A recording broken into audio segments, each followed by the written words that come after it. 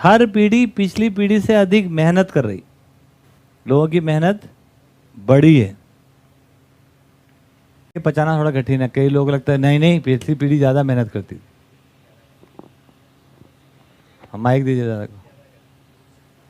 आप पिछली वाले हो कि अगले वाले? पिछली पीढ़ी ज़्यादा करती थी। आप पिछले वाले हो कि अगले वाले, ये बताओ।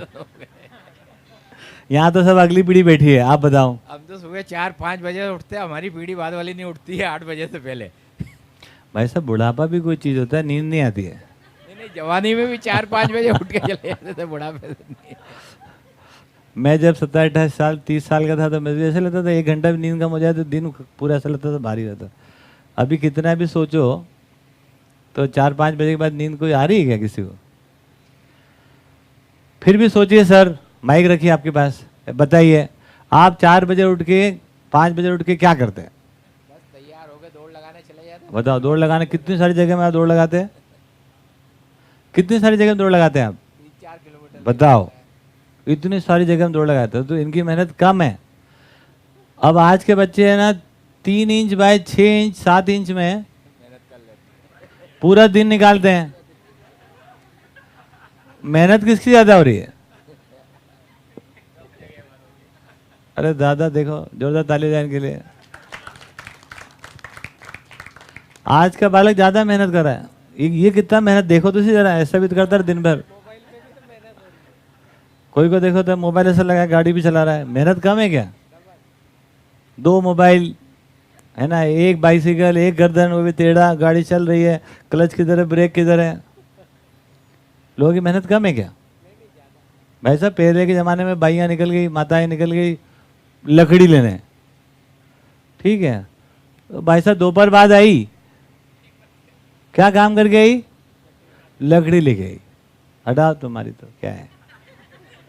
फिर उसके बाद नहा धो के, फिर नहाने धोने चली गई 2 बजे बाद, तो शाम को 6 बजे आई पानी लेके। भाई साहब और कहीं चले गए। तो आप देखोगे तो उस जमाने का आदमी कोई एक काम में ही धक्का लगाता रहता दिन भर, मल्टीटास्किंग नहीं था वो।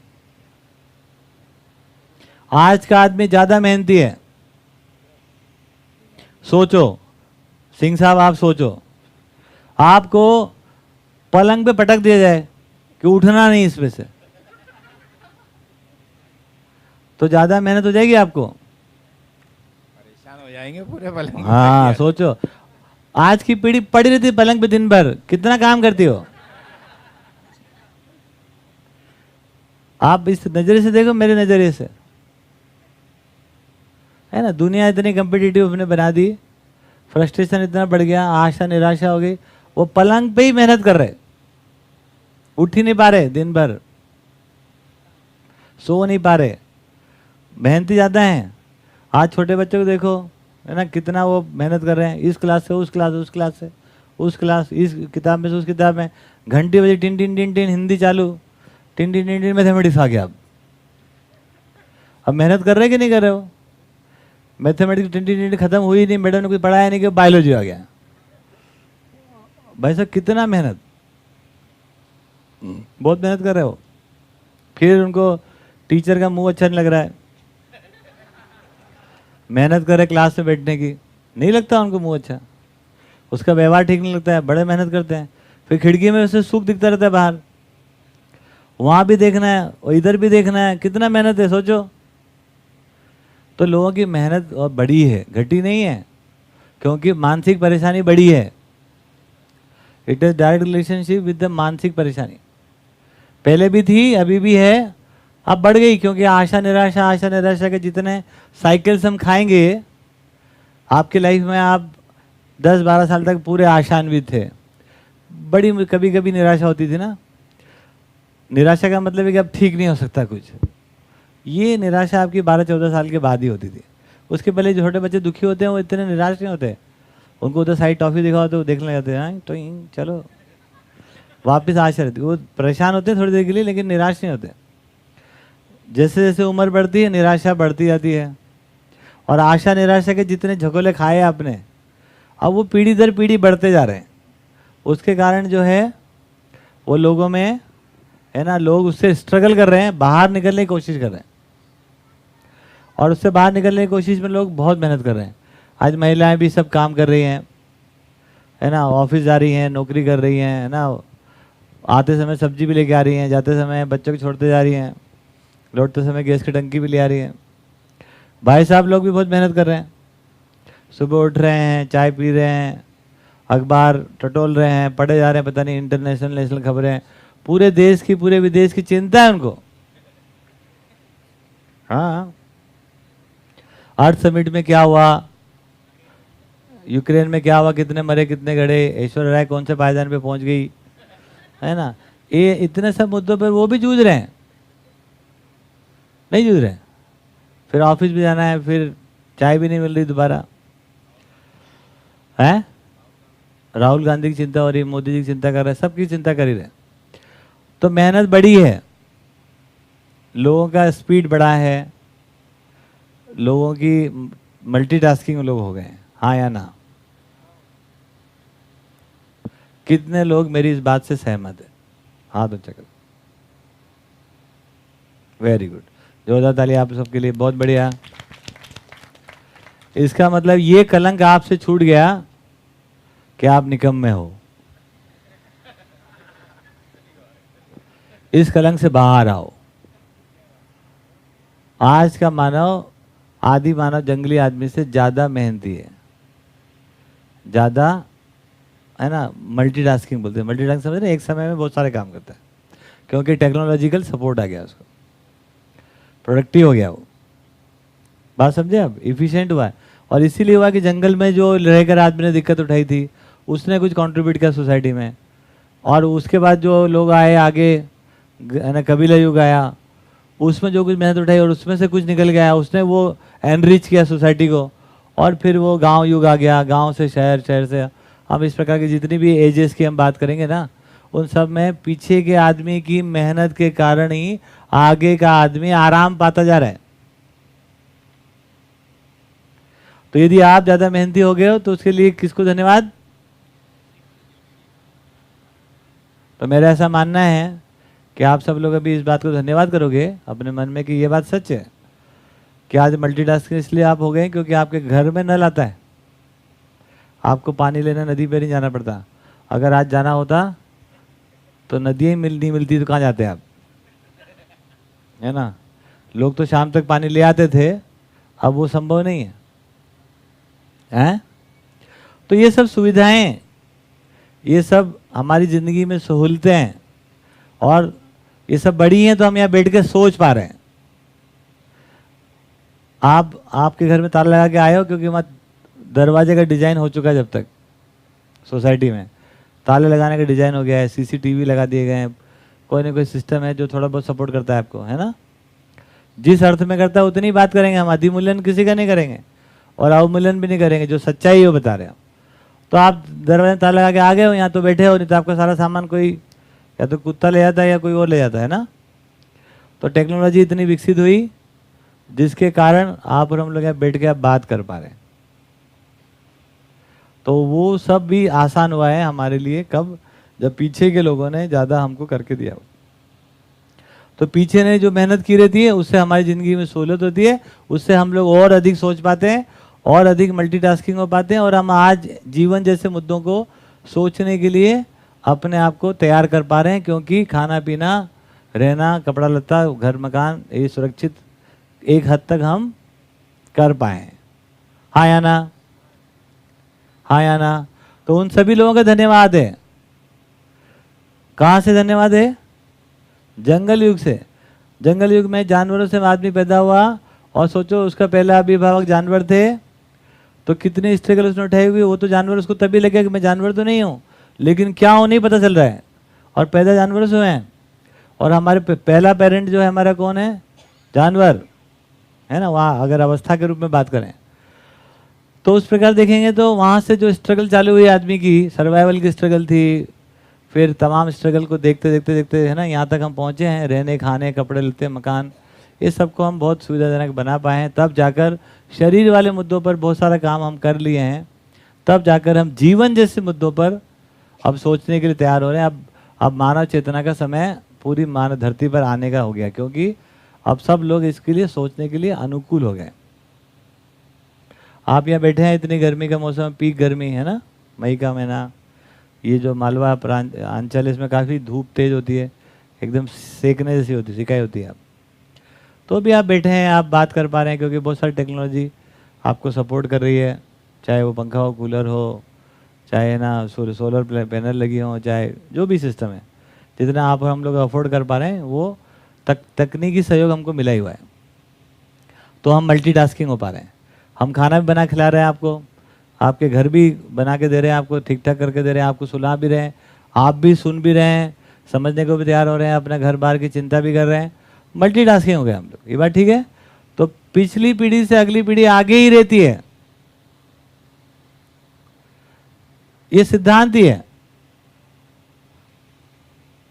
क्योंकि पिछली पीढ़ी जहां पे खत्म करती है, अगली पीढ़ी वहां से शुरू करती है।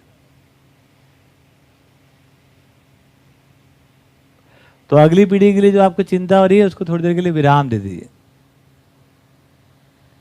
चिंता मत करिए, आपके कंधे पे शुरू करेगी वो। मेरा जो आखिरी हाइट है ना, देखो, तो 6 फीट का हूँ अगर मैं, तो वो दिखता मुझे 600 फीट तक, तो वो यहाँ से शुरू करता है। मैं ना फिजिकल बताऊँ तो उसको 800 फीट से दिखने लगता है ना। तो ज़्यादा दूरदृष्टि, ज़्यादा ओपननेस, ज़्यादा सहज, ज़्यादा सरल होने के लिए अगली पीढ़ी बेताब है। हमारा मानसिकता बदलना जरूरी है, क्योंकि हम भी किसी की अगली पीढ़ी हैं। अपना मूल्यांकन ठीक करने की ज़रूरत है, अपने को ठीक से देखने की ज़रूरत है, तो दूसरे अगली पीढ़ी को भी हम ठीक से देख पाएंगे। हर पिछली पीढ़ी का अंतिम पायदान जो होता है, वहाँ से अगली पीढ़ी का उत्पन्न होता है। तो हमेशा वर्तमान के पेट से ही भविष्य उदय होता है, इस पीढ़ी से ही अगली पीढ़ी का बेस बनता है। तो अब उसकी चिंता छोड़िए, भविष्य की चिंता आज के बाद हम करेंगे नहीं अब सत्र में। क्यों? क्योंकि भविष्य तो वर्तमान के गर्भ से निकलता है, और वर्तमान में आप बैठे हो, और आप पिछली पीढ़ी की अगली पीढ़ी हो, और अगली पीढ़ी के लिए है ना बुनियाद हो। एम आई राइट और रॉन्ग? ये कोई मैं गलत मोटिवेशन दे रहा हूं आपको? सीधी सीधी बात बता रहा हूं, जो सीधी सीधी बात बताना मेरा काम है। तो अगर ये बात हमको ठीक से समझ में आ जाए कि हम ही वो अगली पीढ़ी हैं जो और अगली पीढ़ी के लिए आधार बनेंगे, है ना, तो हम अपना मूल्यांकन ठीक करें।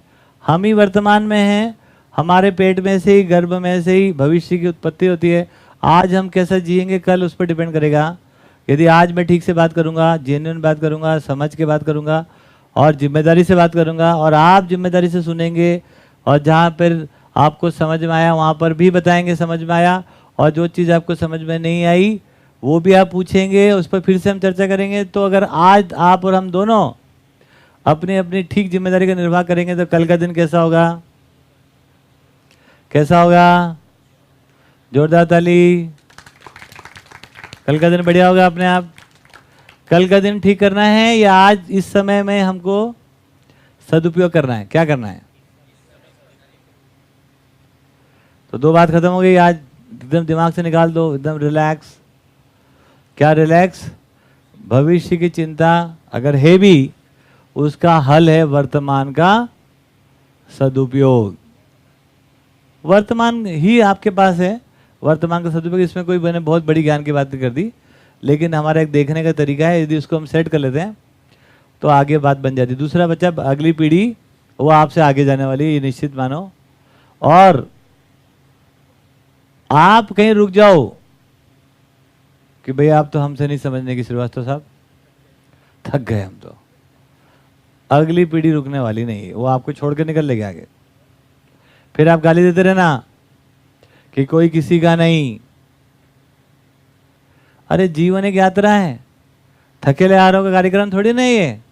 आप थक गए, आप रोड के किनारे बैठ गए, भाई साहब जीवन एक आगे की उत्सव है, गति है, वो आगे दौड़ना चाहते हैं। और आपके पास जब भी आवे तो आप थकेले, हरेले, निराश, तो वो छोड़ के भाग जाएंगे आपको। तो यदि वो भाग भी जाते हैं तो गलती किसकी? ये मान लो, आप कितने लाड प्यार करके रख लेना, वो पटने वाले नहीं है। क्यों? क्योंकि उनको तो पूरी जिंदगी जीनी है। यदि पूरी जिंदगी की समझ हमारे पास नहीं होगी, हम थके हारे अपने बैड एक्सपीरियंसेस को एक्सपीरियंस मानते हैं हम। अनुभव में केवल पीड़ाएं, समस्याएं, शिकायतें, तो इससे वो सारोकार रखने वाले नहीं, उनको पूरा उनके सामने एक जिंदगी है, वो लपक लेंगे, वो आप पीछे रह जाओगे। तो आपको लगेगा शायद उल्टी बात करें हम। इस गेट के बाहर लोग ये कह रहे हैं कि अगली पीढ़ी लालची हो रही है, आलसी हो रही है ना, और वो छोड़ के जा रही है और वैल्यूज़ को जानती नहीं है। हम यहाँ कुछ दूसरी बात कर रहे हैं, शायद जस्ट कंट्रास्ट में बात कर रहे हैं, पूरा 180 डिग्री में बात कर रहे हैं। जीव चेतना और मानव चेतना हमेशा 180 डिग्री है। कितना डिग्री? 180 डिग्री।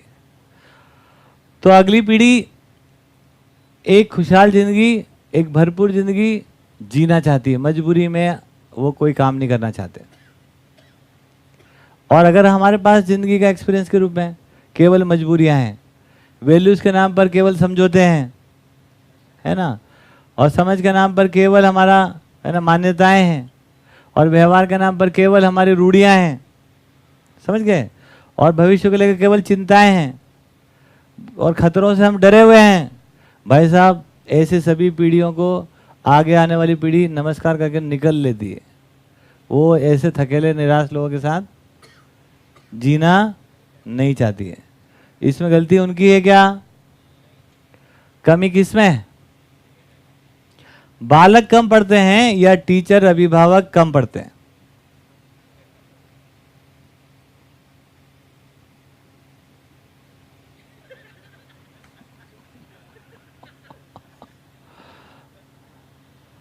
एक भी बालक कम नहीं है। आप पता नहीं क्या क्या नौटंकी कराने लगे हो, आईक्यू टेस्ट कराते हैं आजकल, ईक्यू टेस्ट कराते हैं, और पता नहीं क्या करके उनको कम ज़्यादा दिखाना चाहते हैं। एक भी बालक कम नहीं है। यदि कहीं कमी है तो हमारी कल्चर में कमी है, कहीं कमी है तो हमारे में, अपने में, अभिभावक के रूप में, माता पिता के रूप में, चाहे टीचर के रूप में, है ना, चाहे हम सराउंडिंग के रूप में हम उपलब्ध रहते हैं, हमारे में कमी है। इस बात को सुन लो, समझ लो, तभी सदुपयोग कर पाओगे। मैं कोई भाषण देने के लिए नहीं बैठा। यदि मैंने कहा है कि वर्तमान का सदुपयोग होना है, यदि मैं ये कह रहा हूं कि वर्तमान का सदुपयोग होना है, तो उसका मतलब ही यही है कि हमको ये समझना पड़ेगा कि सदुपयोग का मतलब क्या है। ठीक है, ठीक, ले लेंगे सदुपयोग क्या मतलब, ठीक है ना। तो भविष्य की चिंता हो चाहे अगली पीढ़ी की चिंता हो, वर्तमान का सदुपयोग ही उसका उपाय है। ठीक है ये बात। और जितनी थकान है, जो भी थकान, निराशा है, वो केवल वैचारिक, हम विचार रूप में थकेले हैं। बात समझ में आती है? उस पर और विस्तार बात करेंगे। तो आप जो है आशा निराशा में झूल रहे हैं, आपकी मेहनत बड़ी है। हाँ या ना? हाँ या ना?